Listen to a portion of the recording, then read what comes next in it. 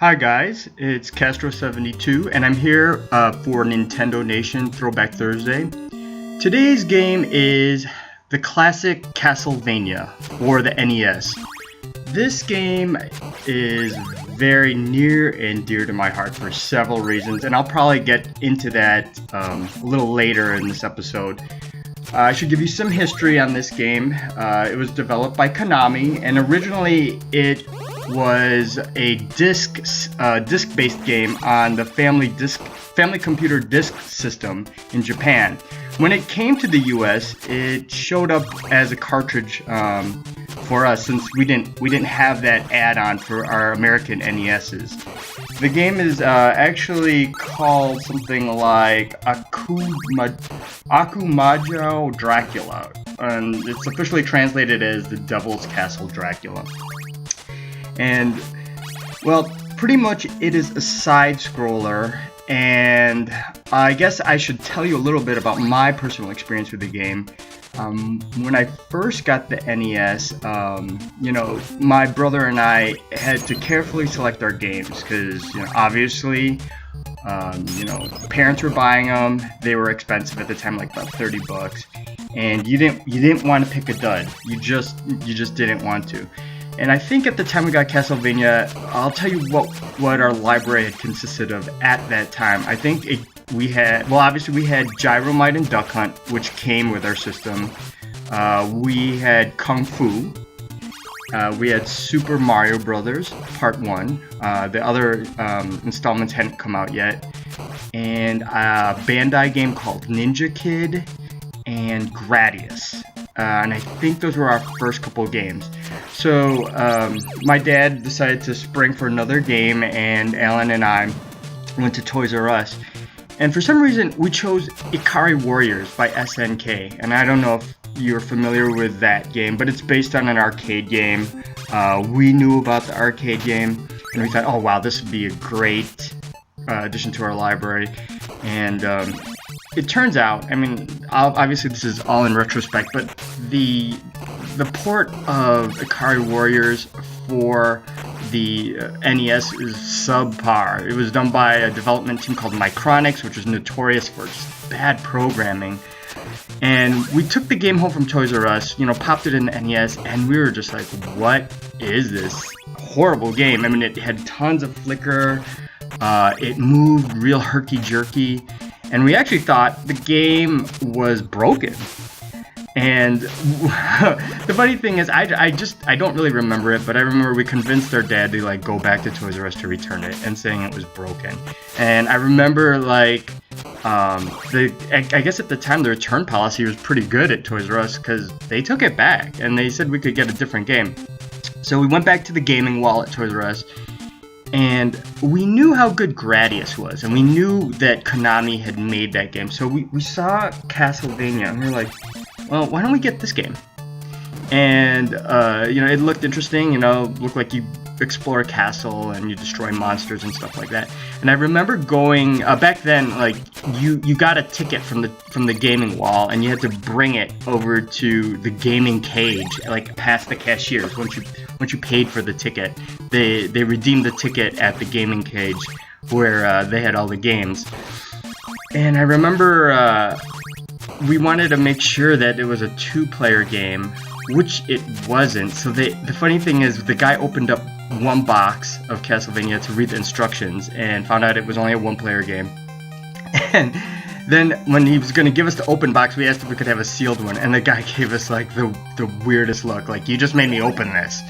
But anyway, he did give us a sealed one. We brought it home, and it was an instant hit. I mean, we knew we had made the right choice. I mean, that Ikari Warriors game was horrible, and later in life I would have added it to my gaming collection. Ikari Warriors, just from the bargain bin. But Castlevania was the right choice. And, as you can see, especially with this map screen, which is only partially displayed, Castlevania was divided into levels. And it just made you feel like you were exploring a large castle. And you'll see here, I'll break this wall, and I'll walk into it, and then a crown appears at the bottom of the stairs, which is a secret. you can see that there are many influences from Super Mario Brothers. I think that's what made Super Mario Brothers such a landmark on the NES. It sort of affected all platform games that preceded it, Castlevania included. And you'd think these little hearts that you get from the candles would replenish life, but they're actually points that you use for your special weapon. Here I have the boomerang, which you can see in the upper part of the screen in the rectangle. To activate special weapons, you'd press up on the control pad, and you'd hit the action button. And here I go, I'm going through this next level. I actually did pretty good on this run through for the video. I can't believe, after not playing it for years. I did have a couple other shots before this video was taken, so I did play it a little bit. But this run, I particularly made it. As you guys saw, I made it through the first level without dying, which is amazing. And I think I make it through this level without dying. I took a little bit of hits, and there was another secret there. You stand on that platform, and a treasure chest appears. Now, if this is notorious, the evil Medusa heads, just like the bane of, oh my gosh, almost died there. Just the thorn in your side with those movement patterns, which are actually, if you don't freak out with the Medusa heads, you can actually kind of see the pattern. And I think I did as a kid, and kind of playing this again, it all kind of came back to me. Like when I see the Medusa heads wave forward, I do this little move back motion and then go back forward again, and I avoid the Medusa head. It's kind of hard to explain, and you might see my character do it in this video. But yeah, that's how you kind of handle those things, because if you freak out, you run into them, and then obviously you get pushed back into a pit or whatever. I think I picked up the pocket watch, which stops time. The funny thing is, if you use that right here, it actually doesn't stop the platforms from moving. They keep moving. All monsters will stop with that power up, but everything else keeps moving. So yeah, those things would have kept moving, but I don't think I used it there. In fact, I'm pretty sure. And here, more Medusa heads. This is the second level of the game, and I believe the main boss is Medusa herself. And I think there's maybe 2 more passages I have to go through before I get there. What kind of amazed me is I remembered where a lot of the power-ups and chicken legs were. The chicken legs actually do restore your life. Now here, oh my gosh. When I got to this part, I had to calm myself, because this is the oh shits part of the game. You gotta carefully move through these things. Here, my brother figured that out. He said if you don't freak out on the second whatever they are, I don't know, trap, just duck and it won't touch you, and then you have a little more time to pass through it. That's a ghost head. Konami was pretty good with their graphics. You can actually see it depicted as a glowing skull or something. These are the dragon cannons. I don't know what they're called. That's a power-up that allows me to use my special weapon shot twice at a time. And I think I have the holy water here, which actually makes a flame when it hits the ground. I don't really particularly like that one as that power-up as much. I think it's just because it's only used from a little way. Oh, here I burn up that skull. It's okay, but I'd rather prefer the boomerang. But actually, this is to have that power up is just you need that power up to beat Medusa. You either need that, or I think the pocket watch, which stops time. You need one of those. I mean, you can't defeat. It'll be hard. You'll be hard pressed to defeat her with just the boomerang, or even the dagger. The daggers are really fast, but they are very weak. Okay, here is where Medusa comes out, and I'm in the wrong position, so I took some damage here. I was kind of lucky, and then I get her. And then I'm right here where the holy water is just in the perfect spot. You just keep spamming her, and you get the crystal ball. And that was another thing. I don't know. You saw me jump to get the crystal ball. My brother used to do that, so we always used to do that whenever the crystal ball showed up. Kind of jumped at it, so we landed in a different place. other than where we would have normally landed, like right in the middle of the screen or wherever the crystal ball appears. We're headed to, like, this is my favorite level of the game, mostly because of the music and the atmosphere, like all this blue brick. And actually, when I see it now, it reminds me of the summer I got the game. Other influence of this game, personally, I remember my friend Lewis and Brian. They had a Sega Master System, so we had the best of both worlds. They came over to my place to play Nintendo, and we went over to their place to play Sega. And my friend Lewis used to actually say that he couldn't wait to come over to my house after school to play this game. That he really, really, really liked it. And I know there wasn't anything really like it on the Master System. There was a game called Ghost House, which actually was very cartoony and not anything like this. I mean, in its own right, I mean, at the time I hated it. I hated Ghost House. My friend Brian loved it, but it doesn't hold a candle to this game, and it really can't even be compared, because it's unfair. Ghost House is more of just a cartoony platformer.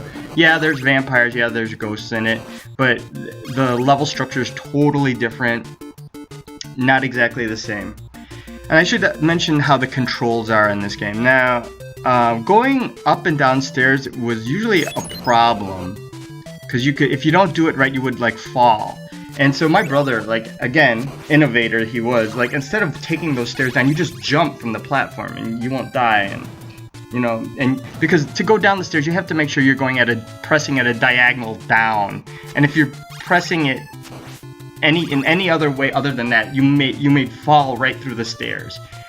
And okay, I think here's where, oh my gosh, I think I barely get through this, if I recall. So I just get in this area. I avoided those two Medusa heads. If you don't freak out, you can really avoid stuff. But I got myself into a corner, and if you can see, like, my health level is down way low. And here I remembered there was some sort of secret, but I couldn't remember, at the edge of this castle cliff. And then I remembered when I saw those two bricks on the bottom, you're supposed to stand there, or crouch down there. And then there's the glowing money bag. Another secret. Again, the influence of Super Mario Brothers and secrets. Oh no, this is just, I had the pocket watch, but it's funny, it doesn't stop the fireballs. I mean, it'll stop the birds, but it didn't stop the fireballs coming out. And I think this is where I kind of screw myself. Let's see, I've got like one hit point left. I do make it to this next level, but I really needed more energy to get through this. If I do recall, I do make it to the boss, but it's disappointing. And here you can see this bridge type level. It just adds to the ambiance of the game. The music, you see the little shadows and the statues. You see the shadows like kind of depicting a larger world around the castle. And the ornate statues. I mean, it just made you feel like you were actually playing in a castle, in a larger world. Very, very good game. And I hear PC Gaming Magazine actually considers this one of the best games for the NES overall, and I agree. And it's not a particularly people say it's hard, like Mega Man hard, but I did beat this game, and I remember I beat it on a Halloween. I made it all the way to Dracula. I mean, I had to continue, obviously, but there are no cheats in this game. I mean, like, the Konami code does not work on this game. It worked in Contra, it worked in Gradius, but I believe you get no benefit from Konami code on this game. Oh my gosh, here's where I know it. This is like really weird. I just got spammed by fireballs and Medusa heads coming. This part, I honestly don't know what I could have done to make it there. I mean, I guess I would just really have had to play smarter than I did. Let's see where I have two more guys left. Basically, I'll try to critique where I messed up, but let's see. hopping fireballs, getting close enough. This was very hard. You had to like spatially figure out how far your whip was, and I don't even have the second power up the whip, so it's somewhat short. I had to hop the 2 fireballs, hop it. Oh shoot, I got hit there, and try to get right to where I'm able to fire my weapon, and it will touch. I already lost more than half my points there. Oh, this skeleton is so hard. He jumps back and forth, back and forth. Basically, you should try to get him in mid-air. So he goes backwards. Pretty neat programming for the enemy AI. That was a leap of faith right there. Okay, so here I am again at the same area. Fireballs, Medusa heads all over. Skeleton comes back into play. Wow, can't believe I avoided all that. Okay, down to 1 life, then 1 hit point. Yeah, did not make it. Pretty sad, actually. Alright, let's try this one again. I guess I should mention Simon's Quest. That's the game that came after this, and maybe I'll showcase it at one time. But a lot of people found it to be a disappointment because it wasn't like this game at all. They added RPG elements, you could backtrack. A lot of it was in towns, and the townspeople and the NPCs just, they had cryptic things, so people didn't know where to go. I mean, you basically needed Nintendo Power to kind of guide you around. I think that's how I beat that game. I used Nintendo Power. Here I tried to just get through it, and it died. Here's my last attempt. But I liked Simon's Quest, which was a follow-up. And of course, the 3rd game in the series, which went back to its roots, Castlevania 3, was more like this game, which I actually never finished. I'm actually trying to finish that game, and I think I tried last month. I didn't have the patience to actually go through it. There's a password system for that. This one, you just had to plow through it. There was no turning the NES off. You know, if you wanted to beat it, you can't come back to it later and like have a save point. You just had to make it. And I think on this is my last guy. I actually do make it to the boss. I don't know how. Oh my gosh. I think, oh there, I just rushed right through it. And there are these enemies, and they throw their wrappings at you. Oh, I got the dagger there. You really have to have a little, I mean, I really screwed up here. I had enough hit points to probably make it through, but I got hit by this mummy, I got into a corner, and I just keep spamming, but the wrappings just fly underneath me and destroy me. Oh, I guess I got touched by the mummy, but anyway guys, that's Castlevania in a nutshell. Thanks for watching. See you soon.